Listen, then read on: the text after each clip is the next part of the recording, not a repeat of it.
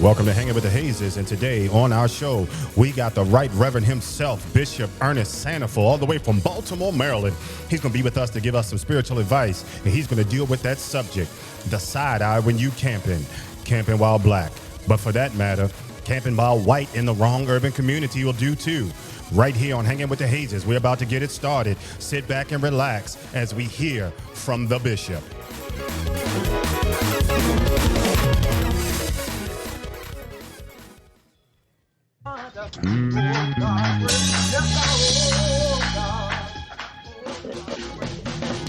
What's good, family?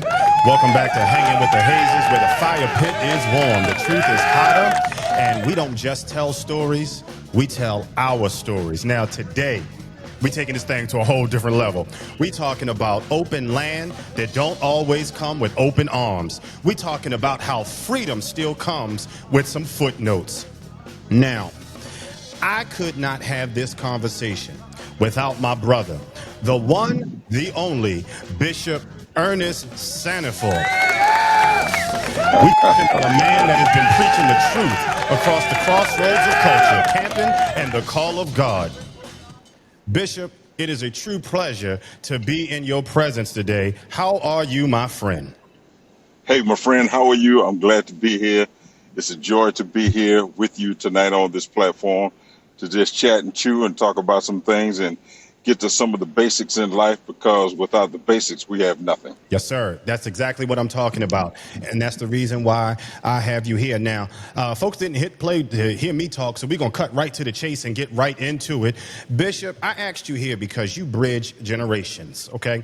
And we talked about that before. You got roots in that baby boomer era, but you walk with the rhythm of Generation X, and even us millennials that are out there feel where you coming from. You've seen both sides of segregation, when it was written in law and when it became unspoken culture. So let's jump right in. The first thing I want to talk about when it comes to us as a people is redlining. And we know that the impact that it had on home ownership, land access, generational wealth, but how did it trickle down into our presence in the outdoors? And how do you connect that, this myth that black folks don't camp, to redlining as we know it? I think it trickled down to a place of hurt people, and hurt people that hurt people got hurt somewhere along the way, but they don't want to say I'm hurt. So to say, well, man, what does that have to do with anything? I'm gonna draw this line in the sand, Okay. and you can't come across here. And I'm gonna put policies and politics in it, and I'm gonna make it sound really official. But what it's coming down to is this my little piece right here, and you don't get to come over here because I said you don't get to come over here. But when you start to check on the records, you'll find out you did redline it, but truth be told, there was no line in the beginning because a lot of things were going on prior to people deciding this is mine right here. Remember the old story about it's holiday season and the lady is cooking a ham or something like that, and she cuts both ends off, puts it in the roaster and puts it in the oven. And one of the younger people say, well, hey, Mom, why do you do that? She said, because my mom did it. Grandma, why did you do it? Because my mom did it. And it came from a time where they had a small roaster pot with a large piece of meat. So they cut both ends off, stuck it in that small roaster and put it in the oven. And here we are 4 or 5 decades later doing the same thing. So what does that mean? We got into a thing where somebody said, you can't, and we just automatically believed it. You can't because of that group of people, and you can't because of that group of people. And it ties into everything. It ties into race, creed, color, community. It ties into everything. Okay. All right, now, Bishop, I want to widen this for a quick second. Now, Gotcha. visibility. Let's talk about that, because you hit on that. Truth be told, it ain't just a black thing. You get a white boy from rural Indiana dropped into East Baltimore, and he gonna feel some eyes on him too. So when we say visibility, it still feels like vulnerability. What Yeah. are we really saying? Why is it just seen as still a risk? And why do both sides of the coin carry the weight in different spaces? It's for me, I pastor in the Park Heights community in Baltimore City. The Park Heights Hmm. community is diverse not based on DEI. The Park Heights community is diverse based on the struggles that people have with Hmm. substance abuse and the like. And so I just watched a van drive up in front of the church where I pastor, and the windows are tinted black. But a Caucasian girl got out of the van and walked across the street. I grew up in Park Heights. I pastor in Park Heights. Sorry, I know what Park Heights looks like. So That ain't it. what? Right. So what are you saying? I'm saying when it's not always a thing where the low hanging fruit is racism. Hmm. The low hanging fruit is black white. That's the low hanging fruit. In some cases, it's a lack of understanding. In some cases, I believe it's simply a lack of understanding. Because the guy from, where'd you say, Nebraska or Omaha somewhere? Yeah, over in Indiana. Right, just shows up in East Baltimore. Hmm. And I'm not talking Northeast Baltimore. I'm You talking about talking Green Mountain DP? 33rd. Yes, sir. Yes, sir. Yes, sir. I'm talking uh uh uh Penn North. Hmm. So you a guy with a plaid shirt, some jeans, and some Western boots, Hmm. and a broke down baseball cap. You going to CVS because they said they were going to send your prescription there. You Hmm. were on the road near CVS to get my medication. He drove up in his truck to go inside and get his medication. He looks completely out of place. So what's going to Hmm. happen when he gets out of his car with his whatever he's got on, plaid shirt, some Dockers or whatever? That That right. side eye. So Hmm. what's he doing here? What's he doing here? Okay, he's coming to get his medication. That's what he's doing here. He's coming to get his medication. In like manner, you're familiar with where I pastor. Hmm. There's the church I pastor. Right across the street, there's a substance abuse business. Up the street, there's a police station. And across from me, there's a funeral home. Right. What do I see going into the substance abuse clinic every day? People of all races, creeds, Hmm. colors, everything.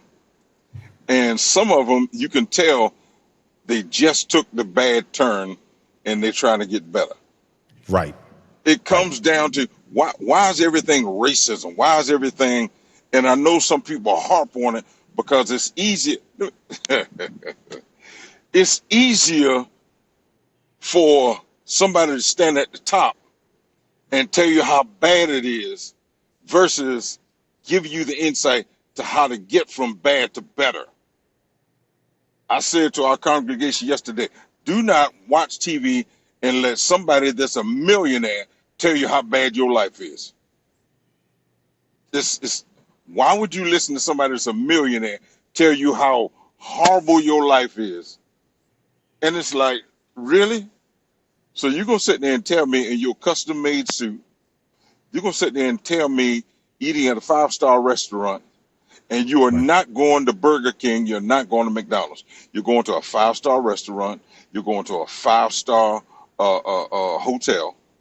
Hmm. You're not coming here. There's a treatment center. I'm looking at another one. This is some type of assisted living right here. You Right. are not going there outside of a photo shoot. You're just Hmm. not. The local pastors will be out here in the street feeding and the like.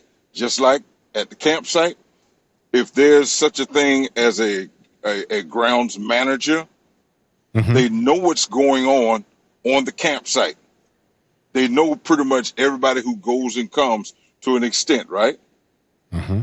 So when somebody green shows up, they look at them, and it's a possibility they're waiting for them simply to say, can you give me some assistance on where I should be? Can you tell me what I need in order to where I'm going to put my camper, where I'm going to Hmm. put my RV, Is this allowed here? Because I stopped at Walmart and I got a grill on the way. Is this allowed here? Okay. The, the Bible tells us, study to show ourselves approved unto God. A workman needeth not be ashamed, rightly dividing the word, Hmm. right? Right. Right. Okay, we can make that application in life. Don't go in the campground knowing you don't know what to do and then cry, see why them white people looking at me like that? It So, just Bishop, let me ask it's you this. yeah. And I hear what you're saying, but I'm Hmm. gonna ask the question for the guy in the back. Okay. The guy in the back. Let's go. Let's say, for instance, you know what you're doing, Got it. and that guy is saying, "But I still get the look and the stare." Hmm. Why is that happening? Because people are territorial and they don't think that a new face should be there because that's their territory. Can that be equated to racism, or is that just centrally a human nature to say, "Hey, you don't look like you belong, so I'm gonna watch you"? The easiest thing to say is it's racism.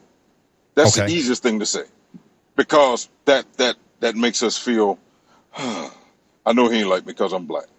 I know he Okay. didn't like me because I'm mans. I know he didn't like me because I'm Asian. I've heard where Asians versus Chinese versus Korean, Korean versus Japanese. So is it racism? You only know. Dr. Wilson, the late Dr.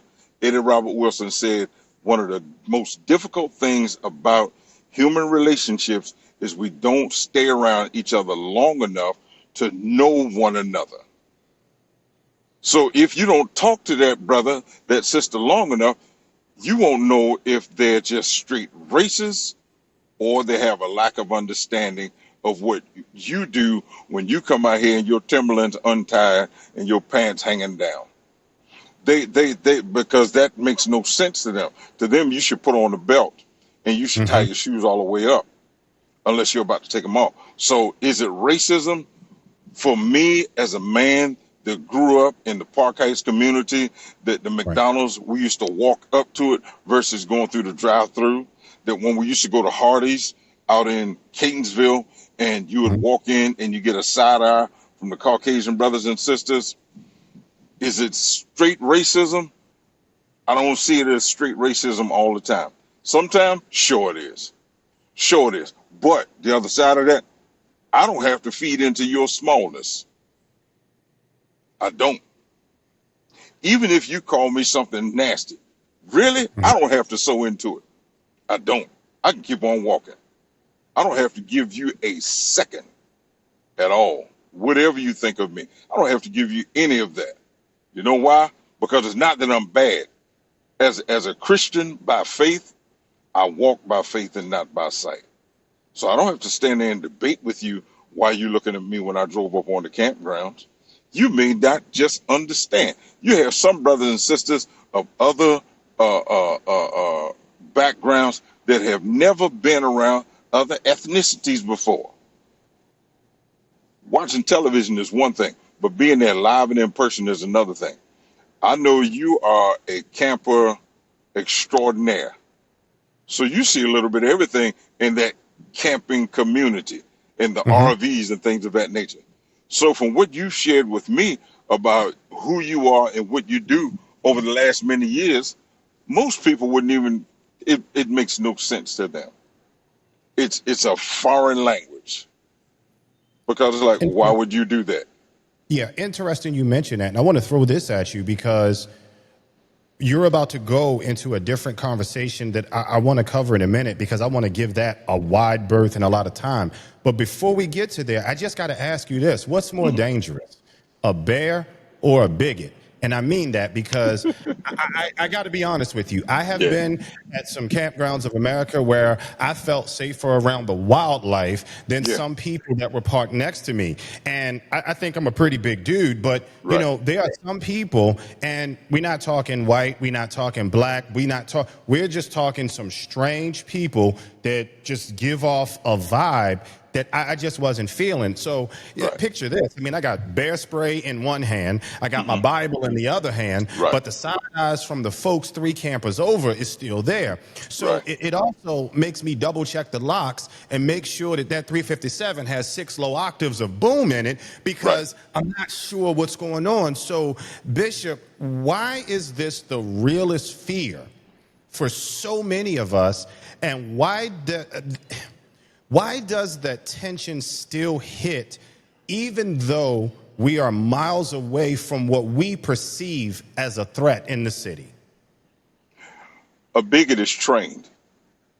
You don't just come out of your Okay. mom's womb and become a bigot. You don't.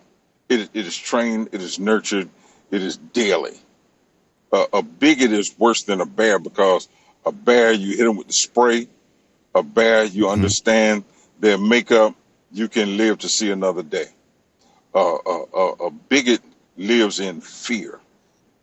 A bigot lives in constant fear, because if you do this, they'll say that. You know what, you can't do this around those people. So a bigot is worse, because from what I see in my perspective, they're in fear at all times. Okay. They're in fear at all times, because for the sake of conversation, they have a let's go with this. They have a Ram 3500 with a camper sitting on the back of it. Very nice, but it's a Ram 3500, fairly new, and they have a camper sitting on the back of it, fairly new, and it's nice. This is something they do a couple of times a year. Right. But here you come up, dreads and beard, and you driving something that's 30 foot long and 10 feet wide, and once you park it and drop your anchors, wait a minute. Now it's not only 30 foot long, now it's 30 foot wide. Right. And he's got a canopy coming from the side. And not only does he have a canopy coming from the side, it's 30 by 30 with a canopy from the side. Wait a minute. Wait a minute. So now I'm looking at him, and he has furniture that's going to go outside of his camper. Now, wait a minute. Now he's plugging in. So he's plugging in. He has all of the necessary accoutrements to enjoy the next 3 days. Right. And when he's finished, hit a button, anchors come up, hit a button, sides go in, hit another button, lift gate goes up, put all of his things away, and drive away, where he has to pick up everything, put it inside, and nobody can ride in the back, versus you and your family and the dog can just anchor up, drive away. Right. So wait a minute. Wait a minute. No. You don't understand time served, sir. To have a 30 by 30, this does not just happen. Right. So your small thinking, your race baiting, your small thinking, well, how could he get that? Well, the Bible says, I'm a church boy, if a man does not work, he does not eat. That's what it's about. When you determine, I am going to work, but I'm not going to have a stationary address right here and have my camper that I put on the back of my truck. But when I get back home, I have to take it off the back of my truck and put it in the yard, because I use my truck for work. So it doesn't just happen. Right. So to them, with that little easy fruit to grab at, well, he must be a drug dealer. He must be doing something. No, that is his current address. So his 30 by 30 is it. It's interesting that you said that. How did we get there? And I struggled with even saying this, but again, I could say it to you, and I think you'll understand what I'm saying. Because of my age at 46 years old, sometimes I feel like a lot of the trauma that we bring as our people is rooted in I guess the best is to say pre-75 America, Jim Right. Crow, sundown towns, that whole era. And Right. Bishop, I want to pause here and speak on something I know you can expound on better than most, because this is personal. And it's truth that a lot of folks don't want to hear, and that's fine. And to be truthful with you, I think 90% of the people might stop listening at this point. But Okay. I encourage you to stay with us, because this ain't just a hot take. This is a reality check. Okay. And here it is. Mm-hmm. Generation X Mm-hmm. is not going to tolerate the blatant bigotry that Mm-hmm. boomers were taught to endure. Now, that ship has long sailed. Right. And that goes for across the racial divide as well, because people know Mm-hmm. Gen X don't play that. Okay. Right. Now, Right. I don't usually vibe with Roland Martin, and I think you Mm-hmm. know why. Right. But one Mm-hmm. thing he and we agree on Mm-hmm. is that how black organizations often handle conflict can be a little sketch. Mm-hmm. Boomers, they'll Martin Luther King their way through it. Mm-hmm. Quietly walk away, avoid the noise, keep the peace. And Right. no disrespect to that era, Mm-hmm. because they did what they had to do, Right. it worked. But Right. Gen X, no, bro, we're not going for that. Right. Gen X is going to knuckle up, okay? Right. Because Yeah. we belong in this space, and we're not about to shrink to make anybody comfortable. Right. And this is what I struggle to say. This Mm-hmm. is why I don't belong to the NAACP Right. or the NARVA or any of these other legacy organizations. And it's not that I hate on them. It's Mm-hmm. just that I feel, and I need you to correct me if I'm wrong, Mm-hmm. I feel like their strategies, which made sense in the 60s and 70s, Mm-hmm. doesn't line up with the way Generation X moves. Mm-hmm. We're not handling we are not handing over dues, Right. contributions, subscriptions to Right. wait for a seat at the table. We are going to build our own table. And we talking Facebook, Twitter, Meetup, with our voices loud and unfiltered. So with that, Bishop, I got to ask, because you've lived through this. Tell me Yeah. this. Do you think that there is a fear of backlash, of danger, of don't cause a stir? Do you think that that attitude is still justified today? Or are some of us carrying a fear based in history that does not quite match the terrain that we are standing on right now? All right. So let's go to work. For the sake of clarity, Gen X is what age group? So Gen X would be roughly from, I'm going to say, early 60s down to about 45. So from 45 to maybe 62. Okay. After that, you have millennials, right? Yes. Millennials, for all intents and purposes, we would say, man, they're crazy. Mm-hmm. Are they crazy, or are they just not going to take it?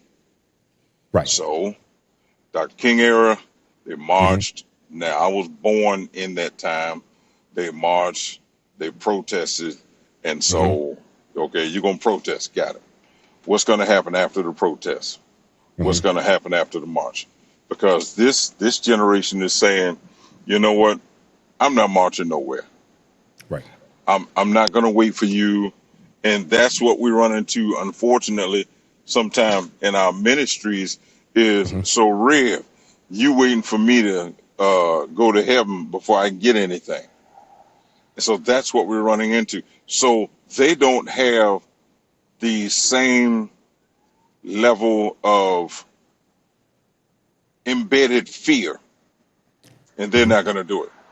Remember I said a few minutes ago, you can go down on Utah Street and you can apply for your business and you can roll with it. You put in your paperwork and give or take 7 to 10 business days, they'll say yay or nay on your name and you can move forward, right? Right.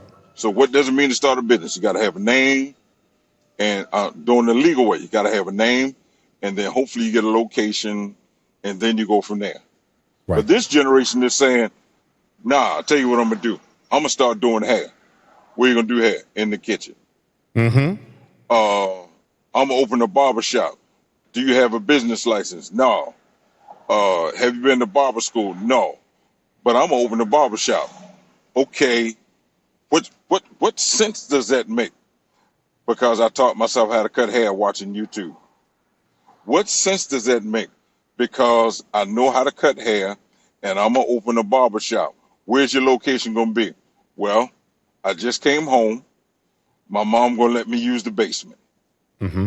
So somebody from the generation just above me and in my generation, well, you know, you want to understand that you have to have the proper education first, and you Okay. have to have all the documentation first, and you have to make sure that you're connected with this one, and this one.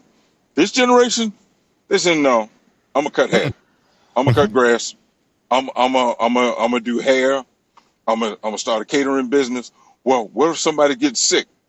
I'll deal with it when I get there. Mm-hmm. Perfect example. We're on here talking tonight.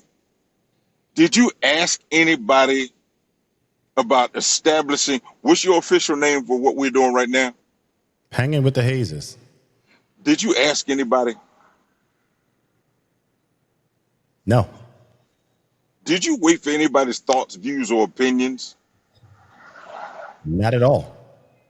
You said, okay, send.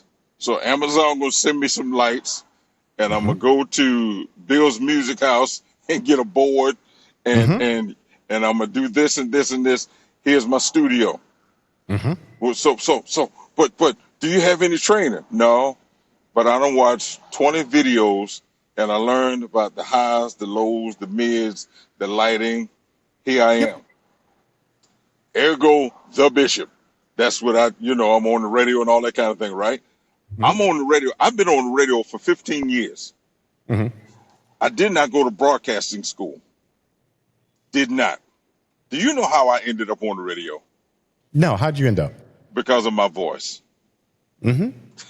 I was at an event one Sunday. I'm walking through, and there are three ladies that were standing there. I walked Okay. by. I said, "Hey, how you all doing?" The three of them looked at each other and said, "Did you hear his voice?" These women been knowing me forever and a day. Right, right. They said, "Did you hear his voice?" I got a call a couple of weeks later. What do you think about doing this, this, and this? Okay. I'm on the radio one Sunday morning after a few years, and I'm talking. By this time, I'm a consecrated bishop. Yes, I'm a legitimate bishop. Got all of my documents. It's legal. So a guy says, "Bishop." I said, "Yeah." He said, "You ought to become the bishop of Maryland." I said, "Okay." Just said it. And I said, "Okay." The next Sunday, I start coming on the radio. Here's a cheap plug. Every Sunday morning, 1010 WOLBBaltimore.com, as well as Praise 106.1. I am the bishop, early morning gospel, Baltimore's first and only all quartet music. So what happens? I start saying the bishop, the bishop. So now it's taken off to Right. where my name is Ernest Santiful Jr. But in this thing that we do, the bishop, No bishop. Right. the bishop. Now, somebody will say, well, what about the trademark? And what about this and this and this? This generation, they don't care about a trademark.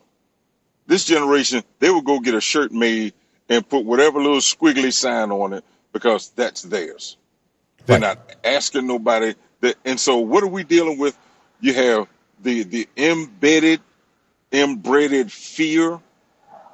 And sometimes I wonder, is it fear or is it respect that went too far? Okay. Or is it a lack of understanding that you do know you can actually do this? Right. Because you and I both know people that can actually do these things. Mm-hmm. I talked to a young lady a few weeks ago. I said, you have a wonderful voice. You should consider recording. You know, she told me, oh no, oh no. Right. Right. I'm No, just a no. Yeah. background. I'm just a background. I said, well, consider it. Because one of the things I've worked on is having information that nobody gave me. Now, that doesn't Right. mean I have it all, but it Right. comes back to the Keon say, well, Mm-hmm. I'm gonna pray. Here's a fear of us good church folks. I'm gonna Mm-hmm. pray and I'm gonna seek God and I'm gonna Mm-hmm. ask him to show me the way. And if I'm driving down the street and I see a light hanging from a building, that's a sign. I'm not against it, but go buy your lights. Yeah, just go by your lights. I'm not against it because when looking at all that we're talking about tonight, the fear of that generation, when we talk about the concern of going camping, go get whatever you're going to get as a beginner camper. Go get it. You may not have all of the language. You may not have all the lingo. We church guys. You Mm-hmm. may not know what a doxology is versus an opening hymn. All Right. you know is my grandmother used to sing that song. That's it. Yeah. Yeah. My grandma used to sing that song, and somebody would say, "But you're not singing it at the proper tempo and the proper key." Mm-hmm. Okay, Mr. and Miss Millennium that just got to church. I don't agree with the way you're dressed. I don't agree with all of your tattoos, but come on in. Here's what we're going to do. We are going to get to better. Right. Come on in, camper. You look a little bit weird right now, but I'm going to give you some insight on the right spikes to put down. I'm going to give you some insight on hydraulics. I'm going to give you some insight on what to do to become an efficient camper. Right. This is not your life. You do it quarterly, but I'm going to give you some information on how to be efficient at it. So now Right. you have a guy that's 20 and he's been home for 6 months and he said, yeah, that sounds good. We can go out there and go camping. But he smokes weed. So Mm-hmm. somebody has to ease up to him and say, you can't No, man. No. do that right here. No. No. No. You, No. you No. can't do that right here. And that's where the willing spirit comes in. Right. She has to be willing to say, okay, can you tell me what I can do while I'm here That's on these gonna be campgrounds? socially acceptable. That's socially acceptable. Because we're talking about a lot of stuff nowadays that is or is not socially acceptable. So in that, we're dealing with fear and Mm-hmm. respect gone Mm-hmm. wrong. Okay. We're dealing with fear and respect gone wrong. Because, Yeah. go ahead. Yeah. No, I was going to say you are absolutely correct because a lot of the things that we mistake as one thing, Hmm. again, it is a matter of respect gone wrong. Right. And I've taken up a lot of your afternoon. I just wanted to say this. We have to sit down and finish this I look because forward I to it. didn't realize that this was going to be almost a 2-hour deal by the time we got done. But it's too much here to leave on the table. And you Yeah. always feed us, brother, spiritually, culturally, and practically. So, all I can say is thank you. I just need you to promise me that we're going to come back and finish part 2. And if necessary, part 3. I look forward to it because one of the things, if here again, if I may, I'm writing my second book now, and it's Talk called about it. Breakthrough. The man, the husband, the father. Mm-hmm. I'm dealing with breakthrough because generally speaking, we don't break through. In No. our Christian faith, in our Muslim faith, in our racial ideologies, we don't generally break through. And what I'm seeing now is a lot of human beings that don't get to the best place because they're stuck on that. They're Yes. stuck on, you cannot go across uh, that Carroll County line, Nope. Baltimore You're County right. into Carroll County. That's what You I'm know you saying. can't go up there. Don't do that. No, no, no, no. Something You, happened to you when you go out you, there. Yeah, I've been in but Carroll County all these years. Nothing right. happened. But here's the thing. Years ago, I don't know whether you do or do not remember this. Cherry Hill, which is on the south side of Baltimore City, Mm-hmm. Cherry Hill versus West Baltimore, which is Mm-hmm. not far away from there. No. It was said, I never experienced it. It was said, if you're not from Cherry Hill, you need to be on that number 22 or the By number 8 o'clock. 51 coming out. Yes, sir. You Yes, need sir. I out. remember that. But that's all black people Right. Wait a minute. So I can't go from Baltimore County into Carroll County. Mm-hmm. Wait a minute. But you just told me I got to be out of Cherry Hill by the time the street lights come on. What? So which are we dealing with? Racism within the race or racism without the race?